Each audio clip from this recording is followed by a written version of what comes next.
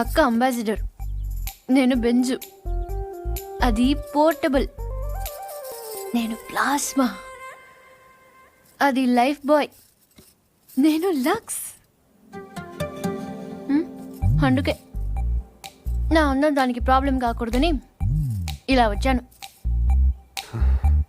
దేవుడి దయ వల్ల దానికి పెళ్ళైపోతే అక్కడ గంటకు తగ్గ బంటలో ఏ హృతిక్ రోషనో అభిషేక్ బచ్చనో దొరకపోలే. చూసావా, నువ్వు కూడా చూపు తిప్పుకోలేకపోతున్నావు. అయ్యో దేవుడా, ఎందుకయ్యా ఇంత అందం ఇచ్చావు నాకు?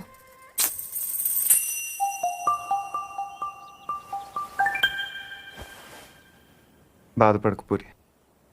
మీ అమ్మ వాళ్ళందరూ అనవసరంగా భయపడుతున్నారు, కానీ నువ్వు అంత అందంగా ఏం లేవు.